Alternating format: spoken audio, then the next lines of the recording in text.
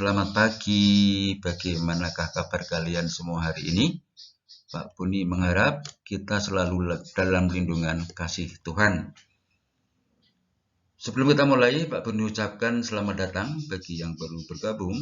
Dan Pak Buni ucapkan terima kasih yang sudah bergabung bersama dengan Pak Buni di Belajar Mudah dan Cepat. Oke, anak-anak, hari ini kita akan belajar IPA. Yang akan kita bahas bersama adalah tentang penyesuaian diri makhluk hidup dengan lingkungannya. Bagian yang pertama. Mari kita mulai, anak-anak. Kita awali dengan pengertian adaptasi. Adaptasi adalah kemampuan makhluk hidup menyesuaikan diri dengan lingkungannya. Tentu kalian sudah tahu yang termasuk makhluk hidup. Di antaranya adalah kita sebagai manusia, hewan, dan tumbuhan. Kita teruskan, anak-anak. Tujuan adaptasi makhluk hidup. Untuk apa sih makhluk hidup itu harus beradaptasi dengan lingkungannya? Yuk, kita cari tahu. Yang pertama, nah ini Pak Buni tunjukkan dengan gambar ya. Ada yang bisa menebak enggak coba? Iya, benar sekali. Adalah untuk berkembang biak. Tentu berkembang biak ini penting bagi makhluk hidup ya. Agar apa? Agar keturunannya ini tidak punah. Salah satu tujuan adaptasi makhluk hidup itu adalah untuk berkembang biak ini. Ini Pak Buni tunjukkan dengan ilustrasi gambar ini ya. Dan yang kedua adalah, iya, ini dia gambarnya. Pak Buni tunjukkan dengan gambar ini. Ada kambing yang menaiki pohon. Tentu kambing ini tidak membuat sarang di atas pohon ya. Nah, apa coba? Iya, adalah untuk mencari makan. Dan yang ketiga adalah ini dia, melindungi diri dari musuh. Yang Pak Buni tunjukkan dengan ilustrasi gambar ini. Ya, jadi tujuan adaptasi makhluk hidup itu ada 3. Yang pertama untuk berkembang biak, yang kedua untuk mencari makan, dan yang ketiga adalah untuk melindungi diri dari musuh. Kita teruskan, anak-anak. Yang pertama yang akan kita dalami adalah adaptasi hewan dengan lingkungannya. Ya, kita awali dengan bermacam-macam adaptasi. Yang pertama adalah adaptasi morfologi. Apakah adaptasi morfologi itu? Adaptasi morfologi merupakan bentuk penyesuaian diri makhluk hidup melalui bentuk organ tubuhnya. Adaptasi morfologi ini sangat mudah dikenali dan diamati karena tampak dari luar. Nanti akan Pak Buni berikan contoh ya. Jenis adaptasi yang kedua adalah adaptasi fisiologi. Apakah adaptasi fisiologi itu? Adaptasi fisiologi adalah penyesuaian makhluk hidup melalui fungsi kerja organ-organ tubuh. Adaptasi fisiologi berlangsung di dalam tubuh sehingga akan sulit untuk diamati. Perbedaannya anak-anak, kalau ini itu tampak dari luar ya karena memfungsikan organ tubuh, tapi ini sama-sama memfungsikan organ tubuh tetapi terjadi di dalam tubuh hewan itu. Ya. Baik, yang ketiga adalah macam-macam adaptasi. Yang ketiga adalah adaptasi tingkah laku. Apakah itu? Adaptasi tingkah laku merupakan bentuk penyesuaian diri makhluk hidup terhadap lingkungannya dengan cara mengubah tingkah laku agar dapat mempertahankan kelangsungan hidupnya. Kita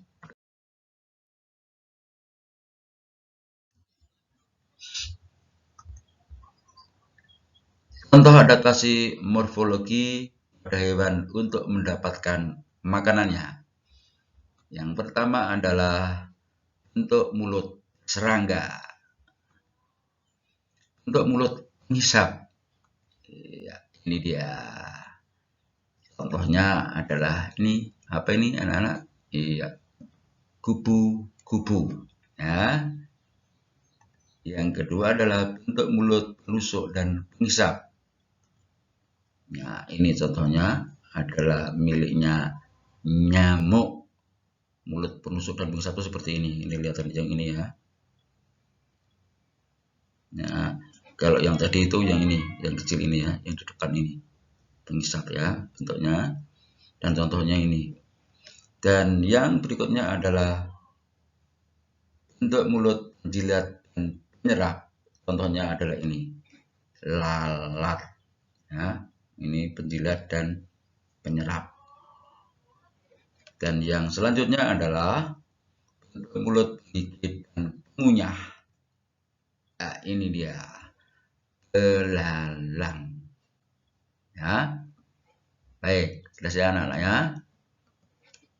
Kita teruskan.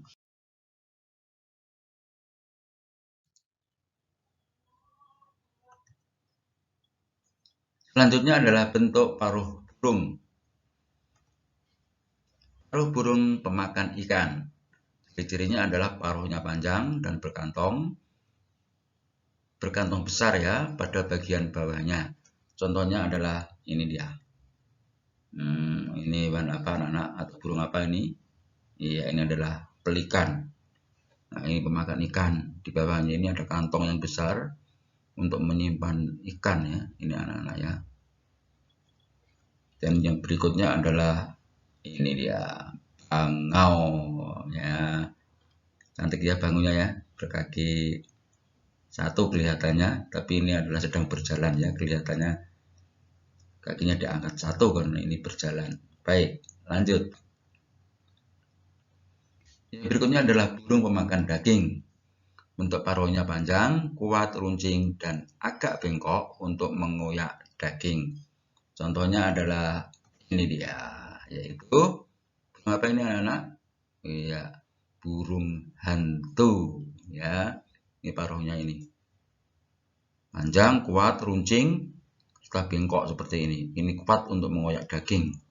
Selanjutnya adalah ini dia. Ini juga. Wah, ini sangar ini paruhnya ini anak-anak ya. Selanjutnya adalah burung pemakan biji-bijian. Cirinya paruhnya pendek, tebal, dan runcing untuk memecah biji-bijian. Contohnya adalah ini dia. Burung pipik. Ini paruhnya. Pendek, tebal, dan runcing. Ini difungsikan untuk memecah biji-bijian. Ya, anak-anak ya. Selanjutnya, burung penghisap madu.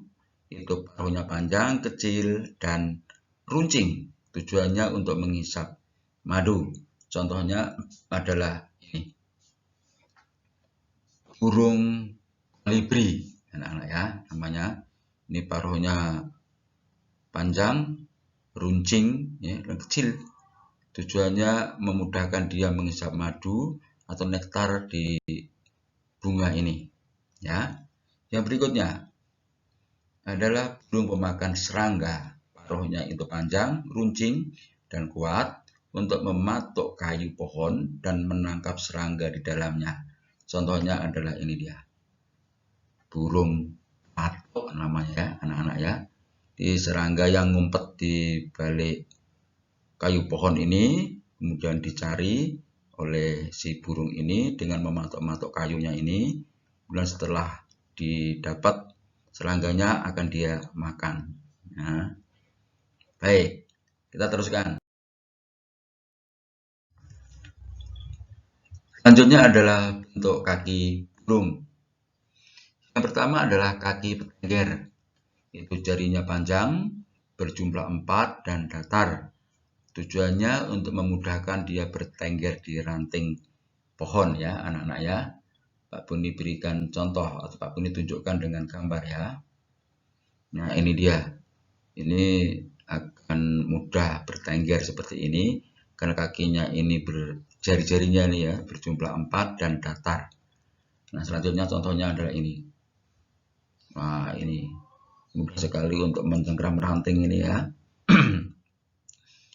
Selanjutnya adalah bentuk kaki benang. Jarinya berjumlah 3 menghadap ke depan, memiliki selaput di antara jari kaki, gunanya untuk memudahkan berenang dan berjalan di lumpur. Pak Boni tunjukkan dengan contoh gambar. Nah, ini dia contohnya. Ini jarinya 3 anak-anak ya. Dan di antara jari-jari ini ada selaput.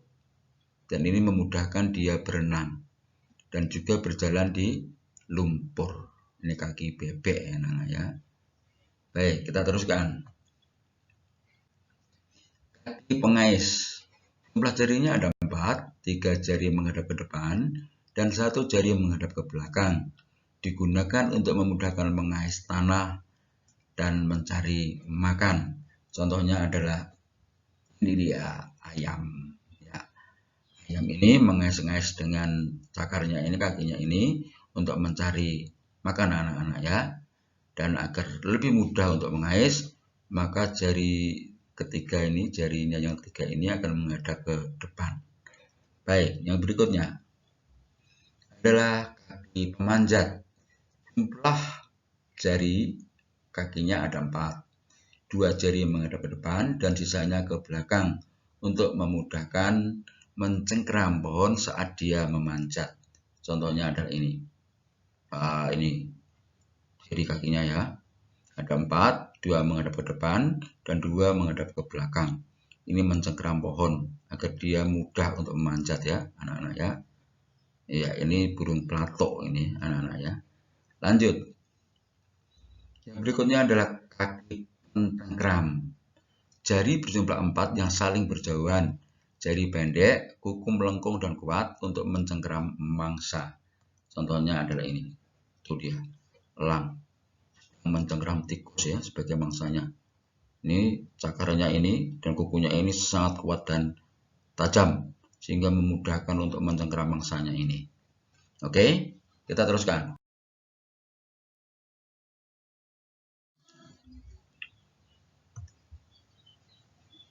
Untuk gigi, yang pertama adalah gigi pemakan daging atau karnivora. Gigi taring tajam, rahang kuat, gunanya untuk mengoyak daging. Contohnya adalah ini. Ini serigala ini anak ya. Kamu lihatnya taringnya ini lancip dan tajam sekali. Ini untuk mengoyak daging atau juga untuk membunuh mangsanya ya. Yang selanjutnya adalah ini. Wah, ini juga sangat kelihatan. Kalian semua tentu sudah tahu ini hewan apa ini. Ya, lanjutnya. Gigi pemakan tumbuhan atau herbivora. Gigi seri tajam untuk memotong tanaman dan geraham yang bergelombang untuk mengunyah makanannya. Contohnya Pak Boni tunjukkan dengan gambar. Wah, ini banyak sekali. Ya, ini semua adalah hewan herbivora, artinya pemakan tumbuhan, memiliki ciri-ciri gigi yang seperti ini. Lanjut anak-anak. Gigi pemakan segala atau omnivora. Gigi seri, taring dan geraham berkembang dengan baik karena jenis makanannya yang beragam. Omnivora itu segala ya, maksudnya bisa memakan tumbuhan, bisa juga memakan daging. Contohnya adalah ini. Nah, ini dia, ini kera ya, anak ya. Yang berikutnya adalah ini dia tikus. Iya. Paham anak ya? Kita teruskan.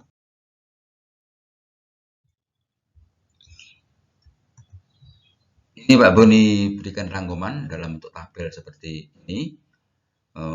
Maaf ini tulisannya dan gambarnya tidak begitu jelas ya. Karena ini juga Pak Boni ambil dari internet. Kalian bisa mencari sendiri nanti ya. Ya, ini pengais tanah ini pada ayam. Ini ciri-cirinya pada jarinya. Ini juga contohnya ya. Dan ini adalah kaki perenang yang tadi memiliki selaput ya. Dan ini itik dan angsa. Dan ini kaki pencengkram yang tadi sudah Pak Boni tunjukkan ya. Selanjutnya sampai di sini. Ini bentuk kaki dan ini bentuk paruh. Ya, dan ini adalah ciri-cirinya. Baik, lanjut anak-anak.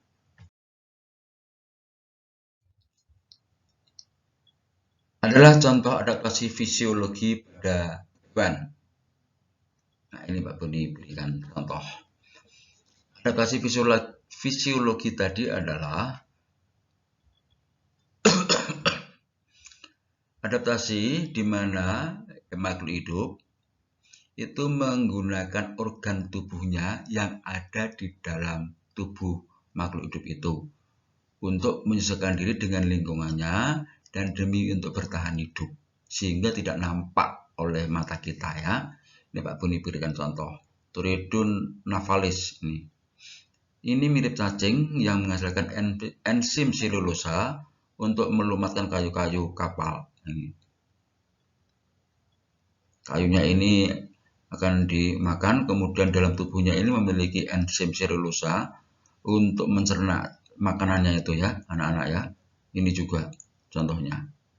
Dan ini adalah sapi, ya. Sapi, kerbau, kambing itu juga memiliki enzim selulosa untuk mencerna rumput-rumputan atau serat kasar. Ya, kalau ini makanannya rumput, kalau tidak memiliki enzim selulosa, maka pencernaannya ini akan terganggu. Nah, hewan yang memiliki enzim seperti itu dihasilkan juga oleh organ yang ada di dalam tubuh hewan ini. Dan ini tidak kelihatan oleh mata kita. Dan itulah yang disebut dengan adaptasi fisiologi. Pak Buni berikan contoh. Berikutnya, rayap. Rayap ini bisa menghabiskan kayu anak-anak ya. Ya, secara kasat mata tidak mungkinlah hewan sekecil ini mampu menghabiskan kayu. Tapi karena dia memiliki enzim selulosa itu, maka dia mampu mencerna jenis makanannya itu, dan terbukti rayap ini adalah termasuk salah satu hewan yang bisa mengganggu kita karena merusak kayu ya. Ya, dimakan rayap itu kayunya. Baik, selanjutnya.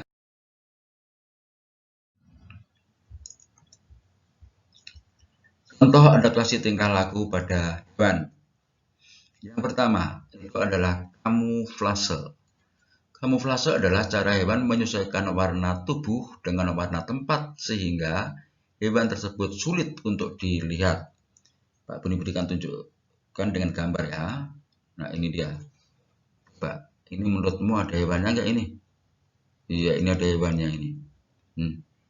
Jenis belalang sembah namanya ya. Dan belalang sembah ini menyesuaikan diri dengan warna di lingkungannya ini. Cantik ya anak-anak ya. Dari kejauhan tidak kelihatan kalau ini adalah belalang. Karena sekali lagi, ini sesuai dengan warna di sekitarnya ini. Ini seperti ini adalah kamuflase. Ya. Selanjutnya, nah ini juga ini. Warna yang hijau ini sesuai dengan lingkungannya yang daunan ini, sehingga akan sulit untuk dilihat. Ya. Dilihat oleh predatornya atau oleh calon mangsanya ya anak-anak ya, sehingga memudahkan dia untuk beraktivitas. Yang selanjutnya adalah ini. Nah, ayo coba tebak, ini ada hewannya enggak ini? Ada, ini dia. Persis daun-daun anak-anak ya. Ya. Ini akan sulit untuk terlihat. Nah, ini yang disebut dengan kamuflase. Lanjut. Berikutnya adalah mimikri. Adalah peniruan secara fisik atau tingkah laku oleh suatu jenis hewan terhadap jenis hewan lain yang menguntungkan dirinya. Nah, ini contohnya. Sekali lagi Pak Buni ulangi ya, peniruan secara fisik atau tingkah laku oleh suatu jenis hewan terhadap jenis hewan lain yang menguntungkan dirinya.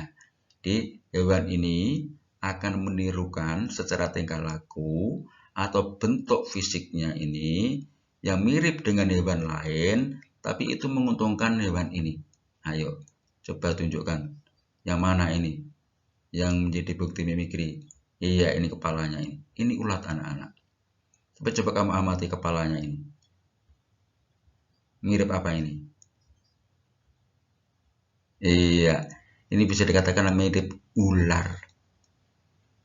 Ya. Baik, ini tujuannya untuk menguntungkan hewan ini dan juga untuk menakut-nakuti predatornya. Wow, kepalanya seperti itu sehingga predatornya akan mundur. Nah, ini tujuannya dia bertingkah laku atau menirukan hewan lain. Selanjutnya, nah ini tebak-tebak. Ini lalat atau lebah? Iya, ini lalat. Tapi model bentuknya atau tubuhnya ini seperti lebah. Ini juga menguntungkan dirinya, ya, karena akan memudahkan dia mencari makan di bunga ini, anak-anak ya. Baik, selanjutnya.